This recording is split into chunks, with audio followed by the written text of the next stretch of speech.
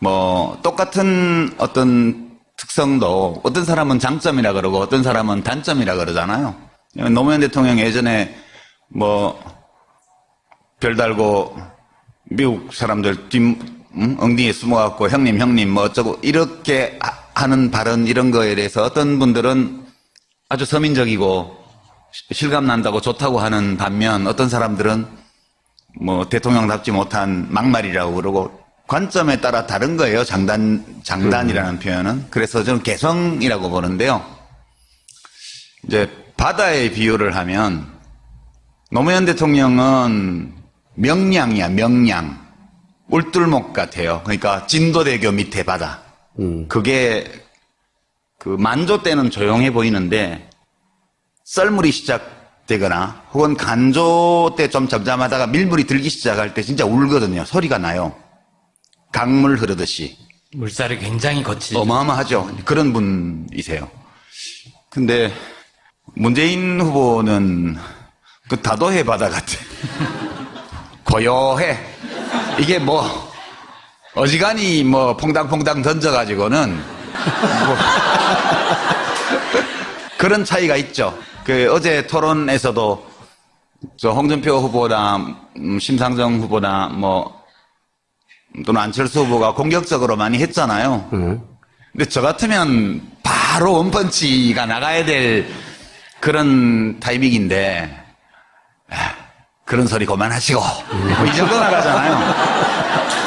그러니까 그게 문재인 후보의 장점이고 장점으로 보자면 그 개성인데 그 지지율 그래프도 그렇잖아요. 네.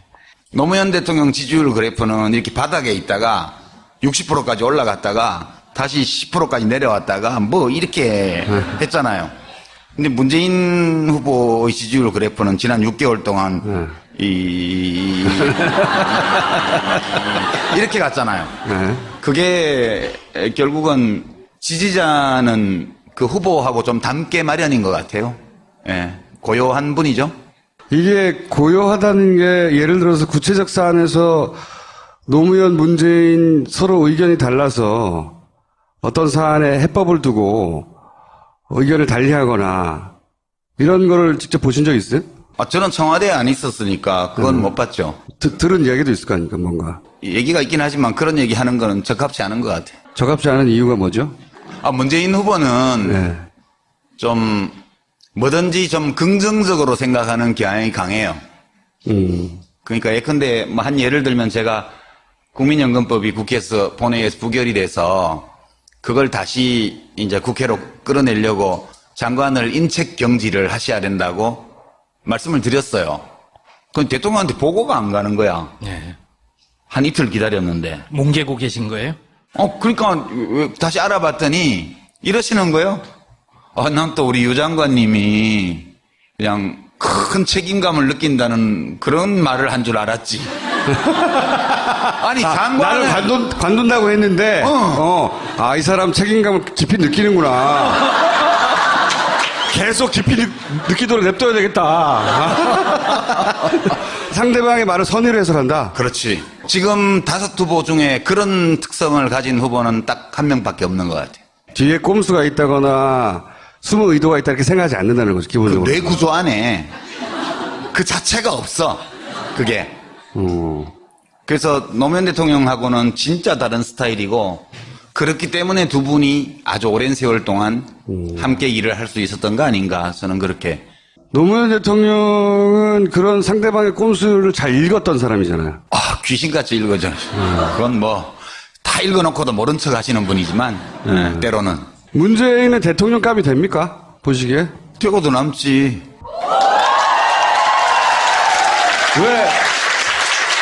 왜 그래요? 아니 근데 문재인 후보가 대통령감이 되냐 안 되냐 이런 문제를 떠나서 저는 사실 요즘 약간 요 며칠 약간 되게 오랫동안 잊어버리고 있던 어떤 감정 같은 걸 좀 느껴요. 그러니까 처음 정권 교체가 되기 전에, 그러니까 1997년 대선 전에 약간 설레는, 그때는 약간이 아니고 엄청 설레는 게 있었어요. 저는 그때 독일 유학 중이었는데 김대중 후보가 이긴다면 이렇게 생각을 하니까 막 가슴이 두근두근 하는 거예요, 그때. 그 전에 김대중은 안 된다라고 한번 그리고 너무나 비관적으로 봤으니까. 예. DJ 편합이 되지도 않았고, 또 이인재 씨가 따로 출마한다는 그런 예측도 할 수가 없었고. 97년 2월 달이죠. 예. 그리고 IMF가 나지도 않았고. 네. 그런 조건에서 공학적으로 볼 때 나가면 또 진다고 저는 봤어요. 그리고 이인재 씨가 출마 안 했으면 100% 졌고요. 네. 지금 생각해도. 또 IMF가 안 났더라도 졌고요. 천운에 천운이 겹친 예, 뭐 여러 가지 정말 가능성이 희박한 그런 상황이 조합돼서 겨우 이긴 거잖아요. 근데 요 며칠 좀 약간 그 비슷한 느낌이 있어요. 그러니까 근데 그때하고는 좀 다른 게 그냥 정권 교체되는 그 자체로 설렌다기보다는 그 당시까지 우리가 독재 권위주의 어떤 이런 것 때문에 고통을 받고 괴롭고 창피하고 부끄럽고 그래서 그렇지 않은 상태에 대한 설레임이 있었다면 지금은 그때하고는 좀 달라요. 저는 뭐 박근혜 정부가 독재 정권이었다고 생각 안 해요. 되게 멍청한 정부였지. 그냥. 이명박 정부도 독재 정권이었다고 생각 안 해요. 장사정권. 좀 야비한 정권이었을 따름이죠. 지금 우리를 굉장히 부끄럽고 고통스럽게 만드는 거는 불평등이라고요. 차별 이런 거요. 그러니까 사람들이 그 현대판 어떤 계급제도 비슷하게 저는 느껴요. 이 세상이 뭐 이래. 그리고 이런 문제들을 해결할 수 있다는 전망이 별로 안 보이는 시간을 오래 보냈기 때문인지 그렇게 단순하지 않지만 우리들을 인간답지 못하게 만들고 또 우리가 사는 세상이 인간답지 못한 세상이라고 느끼게 만들고 그렇기 때문에 왠지 내 책임도 있는 것 같아서 좀 어딘가 누구한텐가 미안하고 좀 부끄럽고 또 화도 나고 이런 상황이었어요. 오랫동안. 근데 확실치는 않지만 이번 대선을 계기로 해서 거기서 많은 사람들이 노력한다면 거기서 좀 벗어날 수 있는 가능성이 있지 않나? 단박에 해결되지는 않겠지만 이번에 정권을 바꿔서 한 5년 동안 꾸준히 사람들이 마음을 모아서 노력한다면 좀 다르게 만들 수 있지 않을까라는 기대? 이런 것 때문에 약간 잠들기 전에 밤에 마지막 뉴스를 볼 때 약간 설레는 느낌이 있어요. 이런 느낌이 되게 오랜만이어서 저만 그런가? 혹시 이런 설렘 아닙니까? 만약에 물어보지 마. 그거 물어보지 마. 물어보지 마. 내가 총리를 할 수도 있지 않을까?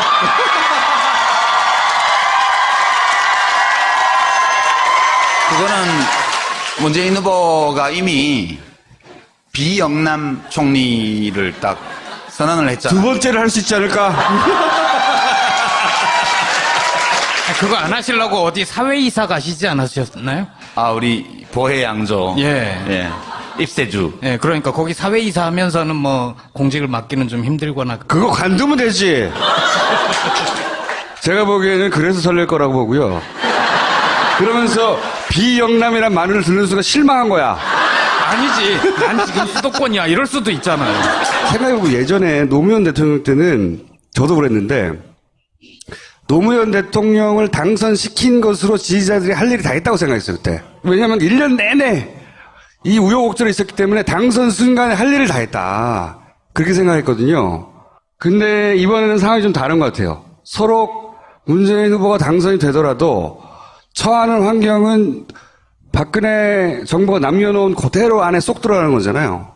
당선 직후에 한 2, 3개월간 닥친 어려움 혹은 문재인에게 투표한 사람들은 다른 사람들은 뭐 그렇다 치고 투표한 사람들은 뭐 어떻게 해야 되느냐 이런 거에 대한 생각을 해보셨어요 한번? 뭐 그거까지 제가 답을 내야 되는 건 아닌데 다만 인수위가 없이 취임하는 문제 그거는 이제 어려운 일일 수도 있는데 좋은 점도 있을 것 같아요. 어떤 점이 좋습니까? 이제 인수위 70일이라는 게 우리 맥주 마실 때요. 저는 술을 잘 못 먹긴 하지만 맥주는 뭐예요? 첫 목 넘김 그게 왔다라며요. 세상에서 가장 맛있는 음식이죠. 예. 근데 인수위 70일이면 맥주 김이 다 빠지는 기간이야, 이게. 새 정부에 대한 기대. 이런 게 벌써 인수위 단계에서 뭐 인수위 내부의 불협화음 뭐부터 시작해서 권력 암투 뭐 이래갖고 취임도 하기 전에 김이 다 빠지고 취임해요. 근데 이번에는 프레시하게. 바로 취임을 하잖아요. 바로 취임을 하면 그날부로 청와대 전부 사표야, 지금. 그리고 새로운 비서실장, 청와대 수석 바로 임명이잖아요. 일단 새로운 총리 지명자가 나오면 이제 새로운 인수위법에 따라서 장관도 제청할 수 있잖아요. 그 다음에 정부의 차관들 다 바뀌는 거예요, 바로.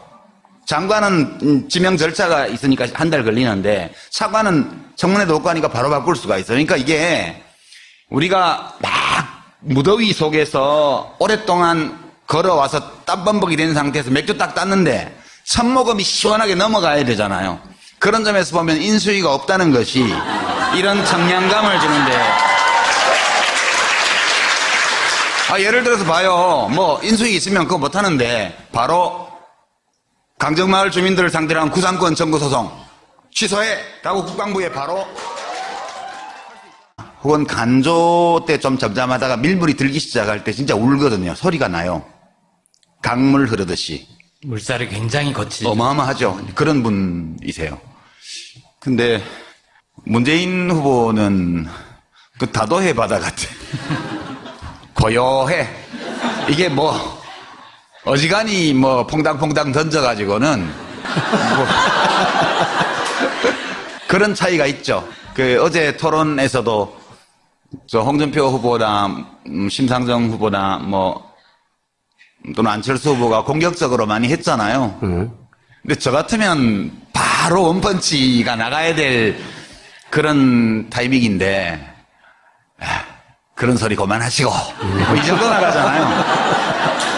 그러니까 그게 문재인 후보의 또 냅둬야 되겠다. 상대방의 말을 선의로 해석한다. 그렇지. 지금 5 후보 중에 그런 특성을 가진 후보는 딱 한 명밖에 없는 것 같아요. 뒤에 꼼수가 있다거나 숨은 의도가 있다 이렇게 생각하지 않는다는 거죠, 그 기본적으로. 뇌 구조 안에 그 자체가 없어. 그게. 그래서 노무현 대통령하고는 진짜 다른 스타일이고 그렇기 때문에 두 분이 아주 오랜 세월 동안 함께 일을 할 수 있었던 거 아닌가 저는 그렇게. 노무현 대통령은 그런 상대방의 꼼수를 잘 읽었던 사람이잖아요. 귀신같이 읽어져.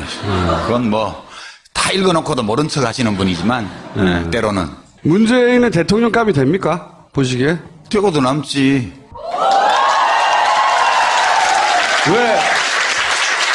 왜 그래요? 아니 근데 문재인 후보가 대통령감이 뭐 똑같은 어떤 특성도 어떤 사람은 장점이라 그러고 어떤 사람은 단점이라 그러잖아요. 노무현 대통령 예전에 뭐 별달고 미국 사람들 엉덩이에 숨어갖고 형님 뭐 어쩌고 이렇게 하는 발언 이런 거에 대해서 어떤 분들은 아주 서민적이고 실감 난다고 좋다고 하는 반면 어떤 사람들은 뭐 대통령답지 못한 막말이라고 그러고 관점에 따라 다른 거예요. 장단이라는 표현은. 그래서 저는 개성이라고 보는데요. 이제 바다에 비유를 하면 노무현 대통령은 명량이야, 명량. 울tur목 같아요. 그러니까 진도대교 밑에 바다. 그게 그 만조 때는 조용해 보이는데 썰물이 시작되거나 장점이고 장점으로 보자면 그 개성인데 그 지지율 그래프도 그렇잖아요. 네. 노무현 대통령 지지율 그래프는 이렇게 바닥에 있다가 60%까지 올라갔다가 다시 10%까지 내려왔다가 뭐 이렇게 했잖아요. 근데 문재인 후보의 지지율 그래프는 지난 6개월 동안 이렇게 갔잖아요. 그게 결국은 지지자는 그 후보하고 좀 닮게 마련인 것 같아요. 예, 고요한 분이죠. 이게 고요하다는 게 예를 들어서 구체적 사안에서 노무현, 문재인 서로 의견이 달라서 어떤 사안에 해법을 두고 의견을 달리하거나 이런 거를 직접 보신 적 있어요? 저는 청와대에 안 있었으니까 그건 못 봤죠. 들은 이야기도 있을 거 아닙니까, 뭔가. 얘기가 있긴 하지만 그런 얘기 하는 거는 적합치 않은 것 같아요. 적합지 않은 이유가 뭐죠?